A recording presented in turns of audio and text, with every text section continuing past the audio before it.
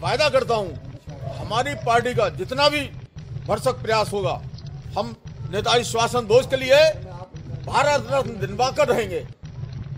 जो भारत रत्न के लिए ऐसे लोगों को मिला है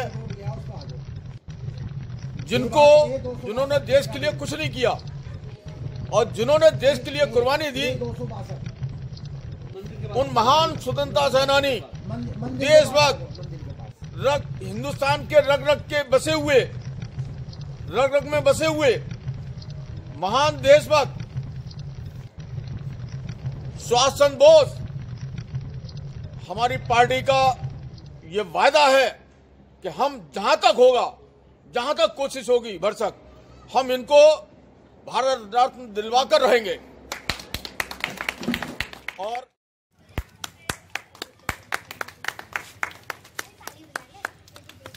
आज अखिल भारतीय अमन कमेटी के लिए बहुत ही गर्व की बात है कि हम ऐसे परिवार को सम्मान दे रहे हैं जिनके दादाजी ने देश की आज़ादी के लिए, स्वतंत्र के लिए अपना योगदान दिया। उनके परिवार आगे चल के भी राष्ट्र के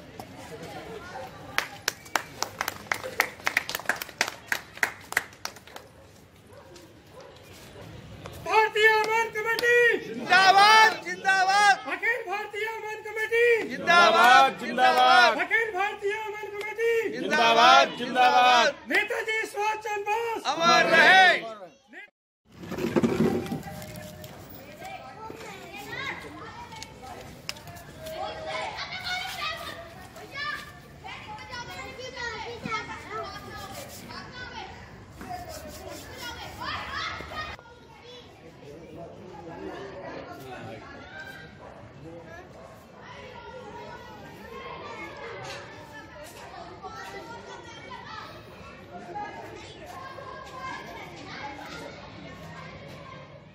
कि आज़ादी भी शहादत पे लोग बहुत कम सुभाष चंद्र बोस को याद करते हैं, क्या कहेंगे इस बात पे? कि सुभाष चंद्र बोस को तो हमेशा याद किया गया है, ऐसा नहीं है कि नहीं किया गया। आपको मैं एक बात याद दिला दूं कि चांद चौक के पास एक सुभाष मैदान है जहां पे सुभाष चंद्र बोस की मूर्ति भी आज भी लगी हुई है, और वो आज की नहीं है, नेहरू जी के टाइम की लगी हुई है। लोग बाग ये कहते हैं कि भाई अभी मन रहा है सुभाष चंद्र बोस जी का। सुभाष चंद्र जी का बोस शुरू से मनता आ रहा है, मगर एक ये है कि बड़े पैमाने पे अब होने लगा है। पहले क्या था, गिने चुने लोग करा करते थे। आज जबकि इनका बलिदान भुलाया नहीं जा सकता। इन्होंने एक ऐसी फौज बनाई, आज़ाद हिंद फौज। अगर वो फौज ना बनती तो शायद आज़ादी नहीं मिलती थी। आज जो हम चैन से बोल रहे हैं, जो आज़ादी मिल रही है ना, जिस मर्जी को जो मर्जी कह दिया, किसी को कुछ भी कह दिया, ये आज़ादी तो है हमारी। उस आज़ादी का लोग बाग नाजायज फायदा भी उठा रहे हैं। सुभाष चंद्र बोस जी कहते थे कि एक बारी वो हिटलर ने पूछा सुभाष चंद्र बोस जी से कि आप ये बताइए जब देश आपका आज़ाद हो जाएगा तो आप क्या करोगे? कहने लगे सबसे पहले मैं एक कानून के दायरे में रहना जीना सिखाऊंगा, जो कि है नहीं यहाँ।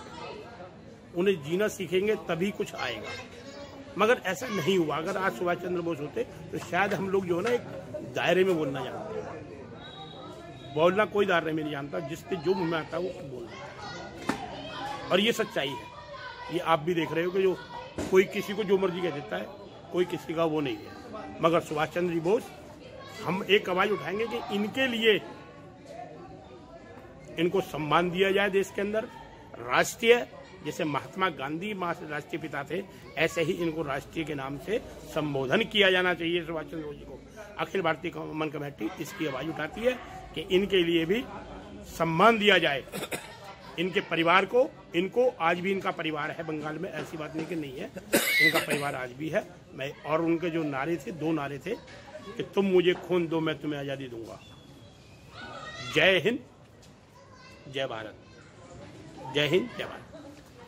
जिस तरह से विनोद गुप्ता जी ने आज जानकारी दी सुभाष चंद्र बोस जी की 125वीं जयंती पर, और बात करेंगे उत्तर प्रदेश के प्रदेश अध्यक्ष आर.के. सक्सेना जी से, जिन्होंने उत्तर प्रदेश में ही नहीं बहुत से ऐसे राजनीतिक लोग हैं जिनके माध्यम से इस पार्टी का परचम लहराया हुआ है। और बात करता हूं आर.के. सक्सेना जी से।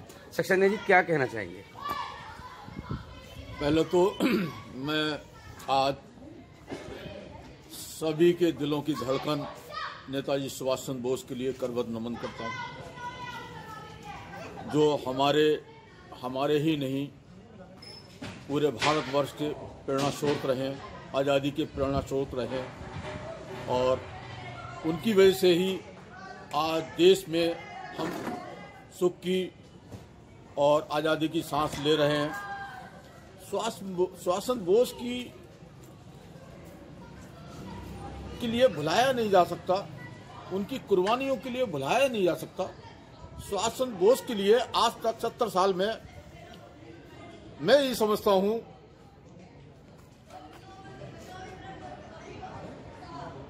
किसी भी पार्टी ने कोई सम्मान देने की चेष्टा नहीं की, न दिया। केवल उनका नाम का यूज किया, उनकी आजादी का यूज किया, उनकी देशभक्ति का यूज किया। अगर नेताजी सुभाष चंद्र बोस नहीं होते तो आज देश आजाद नहीं होता। मैं ये समझता हूं 70 साल से उन्हें राष्ट्र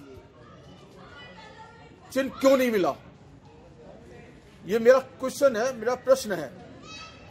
70 साल से जो पार्टियां आई जिन्होंने देश पर राज किया, उन्होंने आज तक उन्हें राष्ट्र चिन्ह क्यों नहीं दिया, मान सम्मान क्यों नहीं दिया। मैं पूछना चाहता हूं, मैं उनसे भी पूछना चाहता हूं कि सुभाष चंद्र बोस के अलावा जिन लोगों ने आज देश पर राज किया है, उन्होंने कितनी कुर्बानियां दी हैं। सुभाष चंद्र बोस की कुर्बानी को भुलाया नहीं जा सकता। ये हमारा दुर्भाग्य है, उन्हें आज तक राष्ट्रीय सम्मान से नहीं नवाजा गया। मैं समझता हूं सुभाष चंद्र बोस एक नाम ही नहीं, एक आवाज भी हैं और उन्होंने जो आजाद हिंद फौज का पुनर्गठन किया और उसको बनाई, उसकी वजह से अंग्रेजों में एक भय का वातावरण बना और अंग्रेजों को भगाने में पूर्ण तरह से पूरा योगदान सुभाष चंद्र बोस जी का था। हमारे ही कुछ लोगों ने उनकी पार्टी का, आजाद हिंद फौज का विरोध किया, जो बड़ा शर्मनाक है। उससे उनको काफी कष्ट हुआ और उन्होंने देशभक्ति के लिए जो प्रयत्न किए उसमें वो हमेशा सक्सेस हुए, लेकिन लास्ट में आखिर में जाकर उनके साथ जो गद्दारी हुई, उनके साथ जो देशभाव का पैदा हुई, वो बहुत ही शर्मनाक बात है। उन्होंने एक नारा दिया था, तुम खून दो देशवासियों, तुम खून दो, हम तुम्हें आज़ादी देंगे। ये नारा ही हमारे हिंदुस्तान के हर कैंडिडेट के अंदर रग रग में बसा हुआ था।